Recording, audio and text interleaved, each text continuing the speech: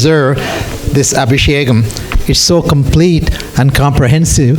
In this temple, each one of us who observe, Mother accepts it as if we did it personally. So we all got to do a personal Abhishekam, and it is complete. You saw all the fruits, nothing is left, and it was a magnificent Abhishekam, and we got the blessing. And I congratulate the Rudram group.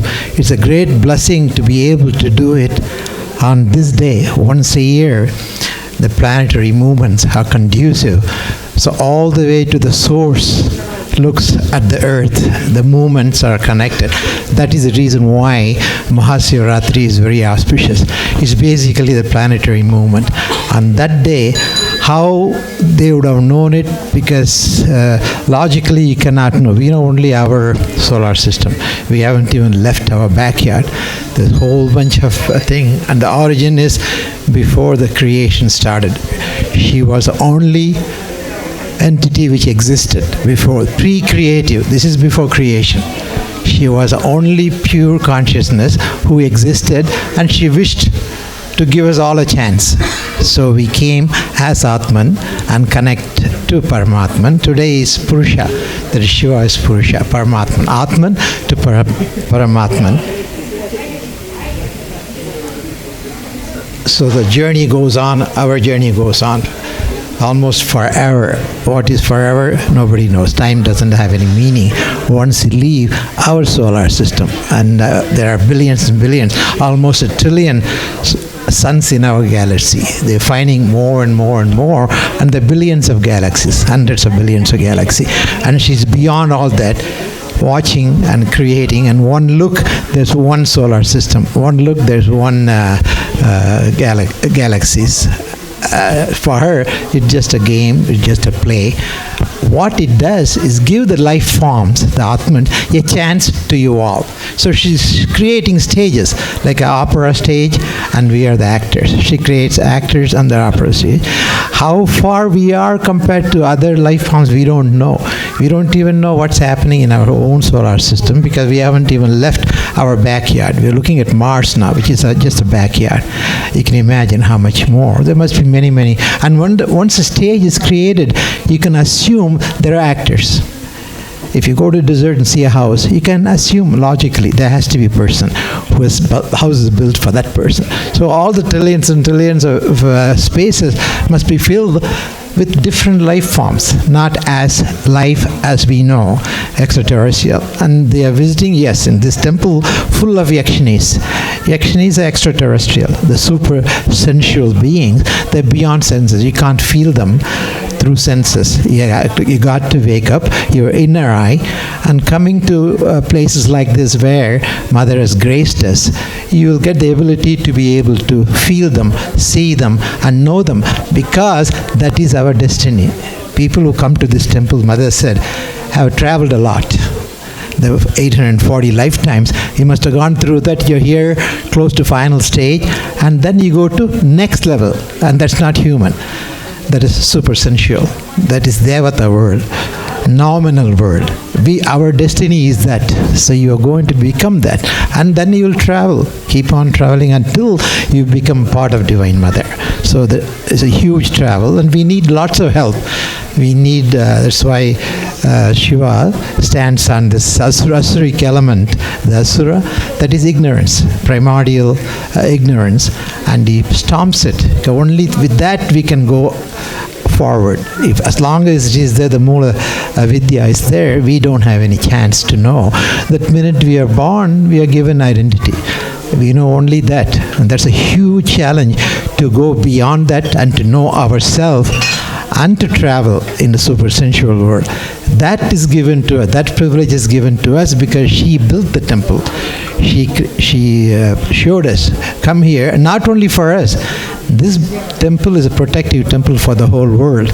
Now this decade apparently is going to be a tough decade, the whole 10 years. And you see, it starts now with the coronavirus.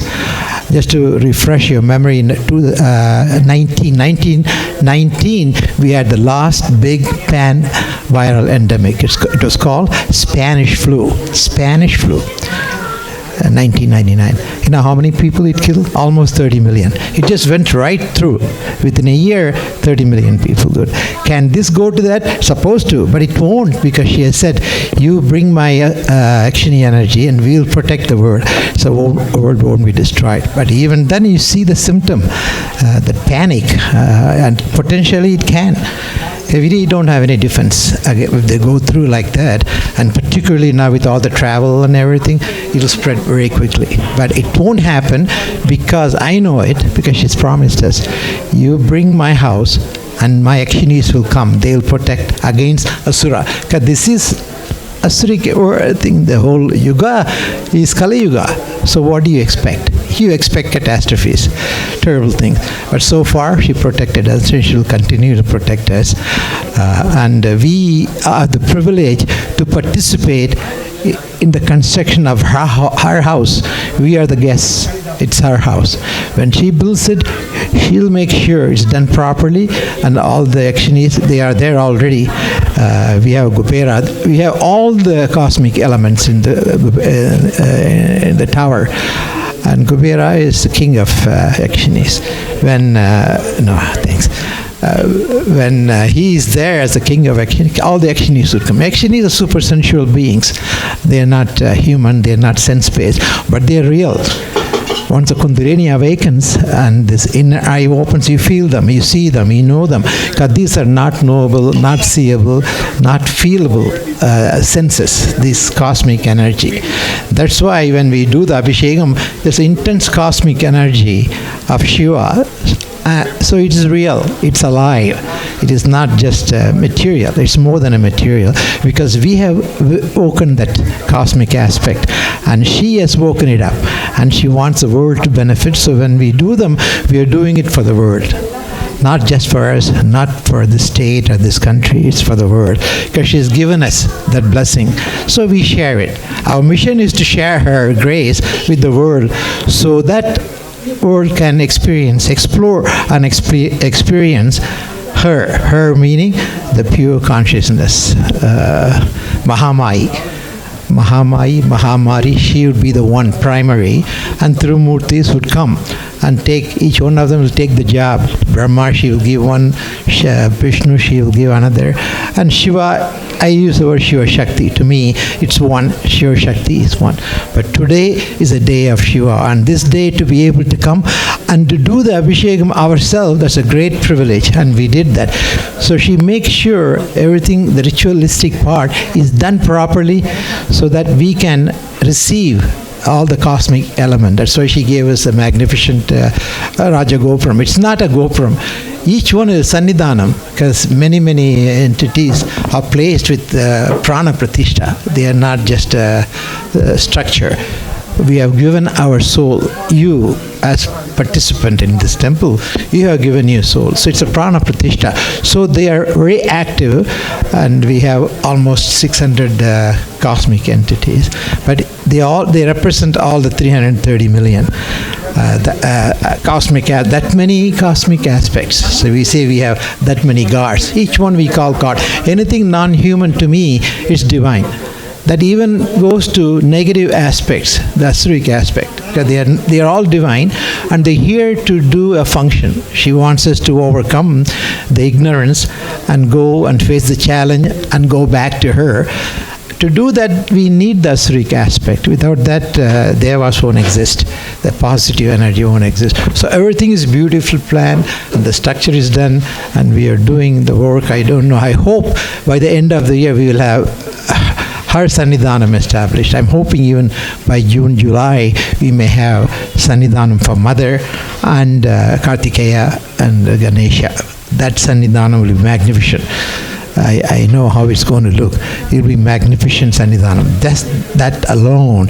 Then there are many Sannidhanam of cosmic entity which you may not even know those entities. They will have a place, because Mother said, in this Asuric time, you need their grace. So we will place them, and you will see them, and we will participate. We will have the blessing like this. We will do Abhishekams. We will get to know them. They know us, but we are not aware of them. The important thing is we have to become aware, and then we have to consume. today's Abhishekam, when I watched it, we are doing it out of love, reverence, and we connect to them. We engulf that energy. That is Shiva energy, Purusha energy. So today is one. Next week, and she has done many things. Some of it you participate, some of it you do. Many of it you don't even know what all she has done. Magnificent things she has done. Just to give you one example, many times she sends me to Himalayas, many places. And this week's function is I go to Himalayas. There is one temple built long ago. Who did it? Agastya Bhagavan did it. He's standing there, Agastya and Lopamutra, great Maharishis. To our temple, he does the most. And these Maharishis, they were not human. Actually, Agastya and Vashishta, they were not purely human. They were divine persons. But they come as human for us. Sapta Rishi, they are all mind-born sons from Brahma. That's the truth. But they act like human because unless they come as human, we cannot really connect to them because they're different species. So they come as Sapta Rishis, and then 10,000 rishis, Maharishis. We have more than that. Many women are Maharishis. Lopamutra was a great Maharishi. Lopamutra was created by Agastya because nobody would give their daughter, so he created his own mate out of intense divine eye, and she became his wife. But she became a great Maharishi herself by her own right. So many mystical things she reveals. And this place, I am going to be there. I want you to be aware of it. I want you to know that place. This is probably only the most ancient Mahamari temple, constructed in Himalayas, the top, close to Kedarnath. Very few know that place. The 30 miles around, there's no even hotel for us to stay. We just have to. I made all the arrangement. I'll go and do it's a yatra. It's a Pratiniti yatra. What a beautiful concept. You cannot go there. Okay, it's a very primitive spot. No one even knows. So when I contacted one minister, he contacted the police chief there, and he said, how did this doctor know this place? We don't know ourselves. And the village there is top of the hill. That's all, just a temple. In the base, there's a village. Name of the village is Agastya Muni. So Agastya must have built it, Agastya Muni. Strangely, there are no Hindus there. They're all Muslims. That village. There's something very strange about this place. I'll find it. When I go there, I'll find it. Why? Why only Muslims? Why Hindus didn't go there? I don't know. There must be a story behind it. When the Muslims invaded, this particular group must have gone there, and they must have felt the energy. It's a very special energy. There'll be Sufi type of Muslims, not regular Muslims who are not Sufis. So whatever, I will find out. I'll let you know. But point is, she is sending me on your behalf. Essentially, she wants you to be there and receive Mahamari. And when she came to me, she said, you already brought me here, gave me special Sannidhanam. That is a place we have in front of Homakunda. She's chairman of the board. She watches everything is done properly. All the akshinis come. Numerous akshinis coming into Homa. Our Homas are very unique, very special. Among all the rituals we do, puja, the most effective, most important is homas, and we do many homas. Now during the construction we don't, because we're not supposed to have open fire, but we still do. Like tomorrow is Varahi Ambiga Homa, new moon. So we'll do Homa here, not the regular Homa. So this is a Tirtha Yatra, numerous places she sent me.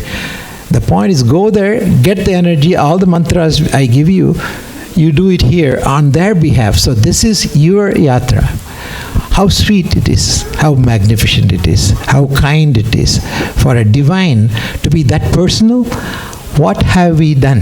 We must have done something very unique, and we must have invoked her. In return, we have earned this right. So you have to participate, particularly now this year. Take advantage of it, because during the reconstruction, addition, participate, because that's only 1 year you have. Once you placed it, they will all continue to grace us. But during the time of construction, that's very unique, because you are participating in the construction time of that deity. So that cosmic energy will be very pleased. So take advantage of it. I do. That's why I'm sharing with you, because it's very unfair. She gives all the information that should be, it's meant for you. So I share some of the information, whatever I can. When I have few minutes, I share it with you. So it'll be a very unique yatra. Going there and finding it, it's going to be very tough. There's nothing, there's no hotel, nothing like that. Why they would go there on top of that mountain, 11, 12,000 feet, just build this temple? That means she must have done it with Agastya Muni. So it's a very strange, very unique, very mystical type of a place. So I will find out more. I'll go stay with her. She said, come and stay with me and you'll know many truths I'll give you. And she has given many of them. But this is the first Mahamaya temple. There's not many Mahamaya temples. We have Mahamari here, same entity. That's the reason why she probably showed me. You come to me also there, because that has been an ancient temple. Many Maharishis worshipped me there. So when you go, you get that effect. That's the logic behind it. When you go there and sit in the place and do the mantra she tells you, you absorb not only her grace, all the rishis who did the worship there, because their vibrations there. And many of them are eternal rishis. They never die. The energy is always there, because I had been there to those places. They are eternal beings. They are there. Out of kindness, they continue to generate. These are all, I call them Himalayan masters. These are always there. And that energy comes to our temple. That's the reason why this place is very holy and very hollow meaning, very, very precious. Because all the energies, each trip, the energy comes and stays. When you come, you get that.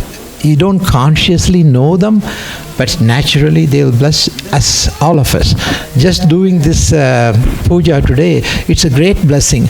On this day, in this cosmic energy change, cosmic interaction in Maha Shivarathri time, to come and do it, and then she gives us a chance to ourselves to do. You don't get those opportunity to do that. To do that, she has to invite you, and you are chosen. So all of you are chosen. And you came by personal invitation. Whether you are aware of it, I don't know. You may not consciously know. Some of the devotees we have, the Kundalini is very active, because this is a Kundalini temple. All of our Kundalini is awakened. But to go to higher level and to feel it, no. To feel it consciously, you may not. Indran is one of them. So many devotees, they have the experience. The Kundalini awakens, consciously know them. But if you're not aware of it, you still, those devatas, there are many Kundalini devatas, Rakini, Sakini, Dakini, many of them very powerful. These are very powerful energy, devatas. And it wakes up, and then you get what you get, gnosis. So when Shiva is standing on that asura, that is primordial ignorance. So he stomps it down. He wants us to get out of it, overcome then, and see the reality. That's not easy, because we don't even have a chance. To begin with, we don't have a chance, because we are born with eternal ignorance. We have to really have what is known as grace. More than all our effort, we do pujas, we do all this. More than anything, the grace is the most important. That is given to people who come here abundantly. And that cannot be earned. That has to be granted, given. To us, she has granted us. When you're here, she has invited you. You're touched by her. That means your primordial ignorance has a good chance of disappearing, and we have a good chance to see beyond the illusion, beyond this dense ignorance. And today, coming and doing it on Shivarathri day, and Shiva stomps that asura. He dances on that asura. And that just by being here, that grace itself will remove much of the ignorance. So you'll get what is called gnosis. Gnosis is reality. Knowing, that's a Greek word. Knowing the truth, knowing the reality. And who starts it? Ganesha. That's why he's sitting in Mooladhara. The first chakra is Mooladhara. So he starts the cycle and the gnosis, and then other deities come, other devatas come and give it to us. This place is given to us because she knows all the devatas are here. So she's given us here. I build it and grant you. You come and take whoever you want, whatever you want. It's purely our choice. Ultimate endpoint success is how much we are aware, how much we feel it. In this place, as soon as you drive in, I see Dwaja Stambham. We are going to build she's going to grant us a beautiful Dwaja Stambham, Balipiram, Simham. All the symbolic elements will be here. She also going to give us, hopefully, a temple tank. Because there's one deity, she came about a few years ago. She said, I have been gracing these people. I'm Ambuja Ambiga. How many of you heard of Ambuja Ambiga? No. I've been gracing. I'm the Appa. 75% of it is water. I'm gracing you, but you people don't know. So make them know me. So I thought, how can I make you know her? I thought maybe I'll build a temple tank, beautiful temple tank with a nice mandapam in the middle, so when you come, you see her. How much more you can get closer. You see that, you feel her. And now you know this, that she wants us to be more aware of her. But she does, all the grace is given to us, but we have to consume it. This process is a process of conception. We go through all that to make us feel, to make us consume what she has given. If you don't consume it, you may not get the full effect. She'll give it to us. She'll give all of us our grace. But each one of us consume differently, because each one of us have different planets, different story, which we wrote, not in this level of consciousness. When we are left, when you're outside, when you look at what you have done and look at your story, look how much you did, how much you didn't do it. Then you write your story. I wrote my story, you wrote your story, and the story is prarabdha karma. That's what we are acting out this life, written by us. So do not blame divine. She observes, but by getting the grace, we will overcome many difficulties. Because life is difficult. It's a huge challenge, and it is hard because we are controlled by mind, body, intellect, and ego. Those are the only things we can know. And overcoming that primordial ignorance, Mula Vidya, that Shiva Bhagavan helps. Ganesha is a fundamental force. He gives you wisdom and knowledge, but more than anything, grace. I repeatedly say that, because that is given to us. It's given to you, otherwise you won't be here. Even if you're here, you won't get to see this, you won't get to do the Abhishekam. Because the rituals are very important. Our Hindu rituals are very deeply mystical. If you know it, how beautiful they are, it's very beautiful. I watched it 20, 30 years ago when she came. Now I watch it. It's totally different. You know, we do in front of Agni, we invoke Swaha Devi, and they're all real. And we send her with our wishes, our request, and Swaha Devi takes it. And when it's done in front of Agni, it's very effective. So it's a beautiful concept. All these rituals are very beautiful, if you understand. Very effective, and they're real. And the effect of them is real. When I say real, everything you see is unreal, because it's temporary. 100 years, you are gone. All those entities are gone. They don't exist. They're not eternal. Only eternal aspect of Mother is the soul, your Atman, about which we don't even communicate. Today we should think about our Atman as being us. I am not what you see. I am much deeper. I am a part of Divine Mother. You have to know it, you have to feel it, you have to do whatever makes you consume her. Because she created the whole drama for the life form. Trillion, can you imagine? They said initially, 20 years ago, they said the limited number of planets in our solar system, which is Milky Way. Milky Way is a small galaxy. It's not a big galaxy. Andromeda, next, our neighbor, is 3 times as big. Some of them are huge galaxies. Our galaxy, I'm not talking about our world. I'm talking about our galaxy, which is Milky Way. There'll be billions of suns. Now they're saying the trillions, that many, in one galaxy. And there are billions and billions of galaxies. She sits and creates. She looks, creates. What life form she creates, I don't know. There must be that many. Because she won't build a house unless she wants to put someone in it, or someone should be able to use it. It's very basic. So I watch with amazement what is going on. It is mind-boggling. We haven't even left our backyard. We're talking about Mars. It's our backyard, our own simple solar system.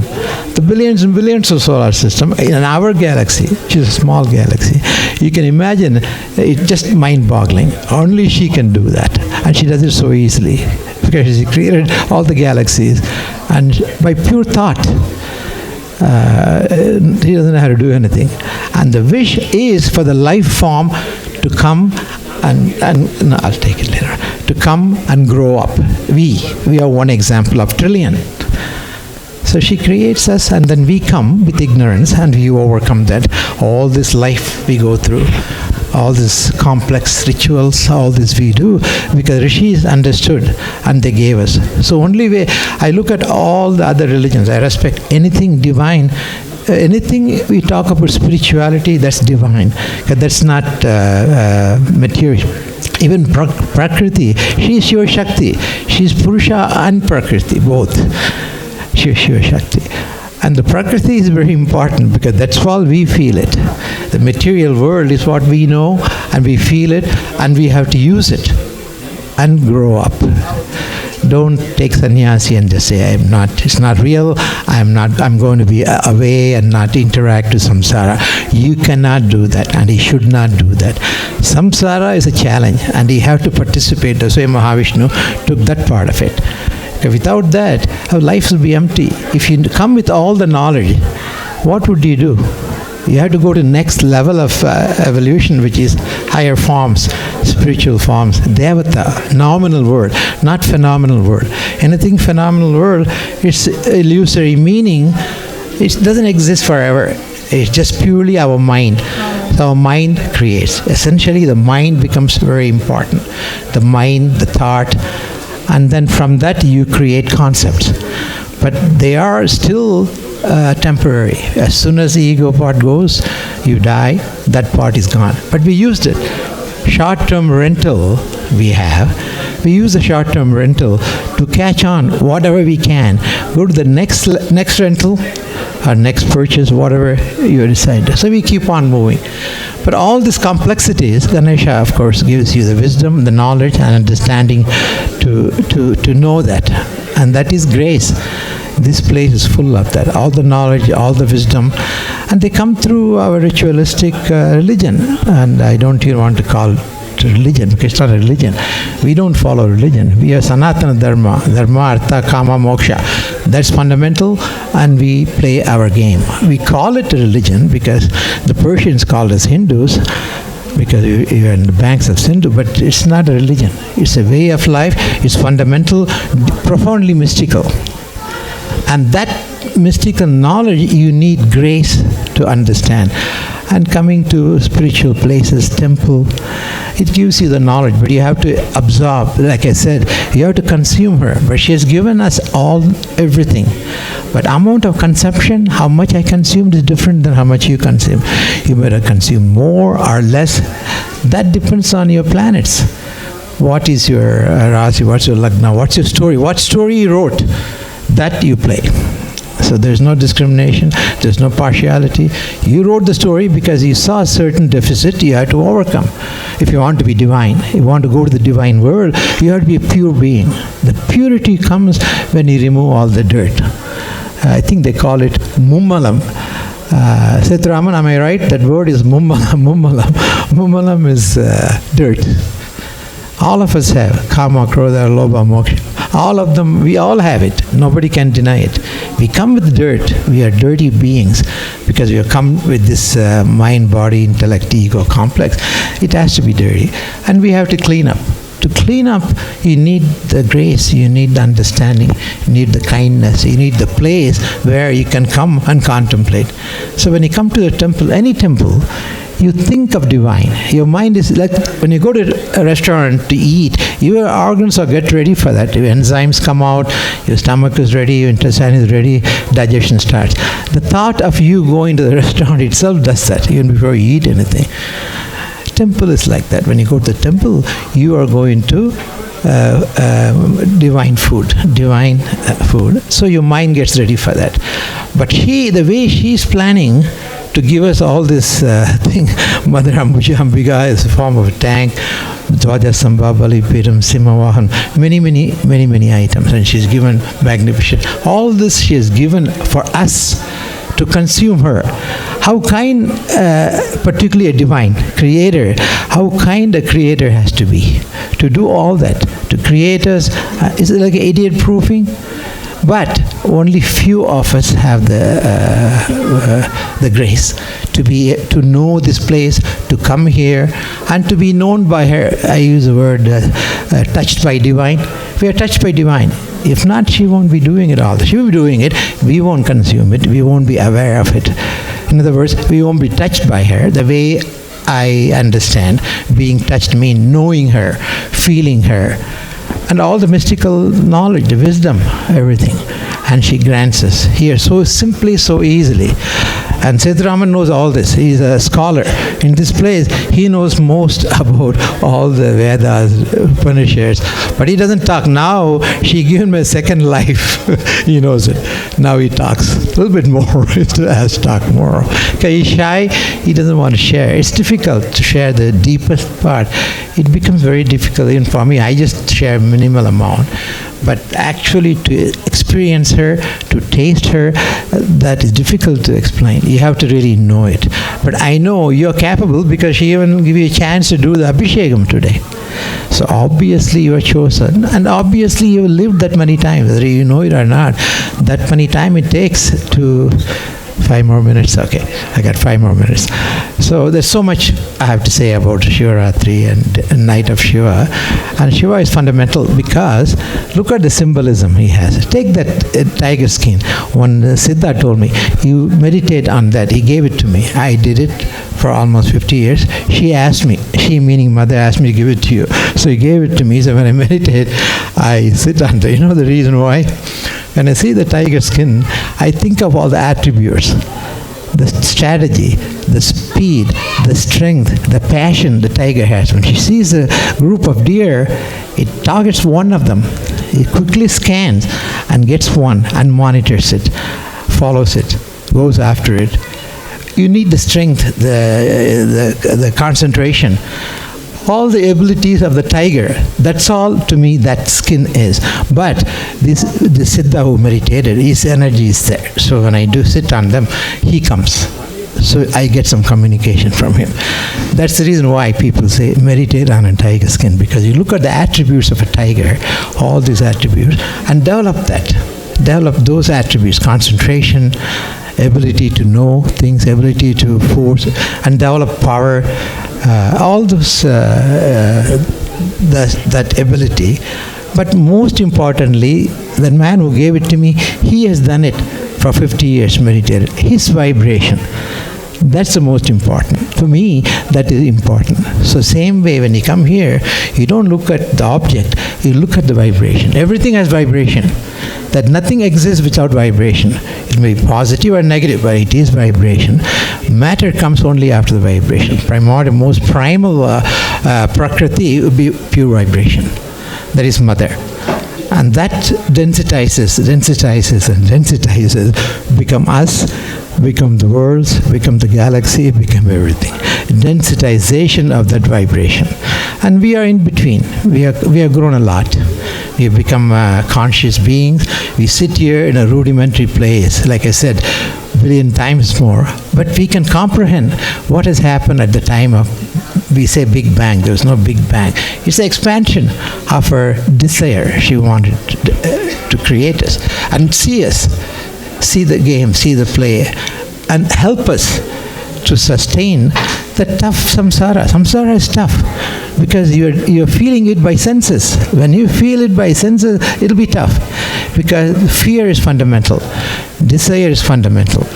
Take these two. How much catastrophe it causes. Desire is all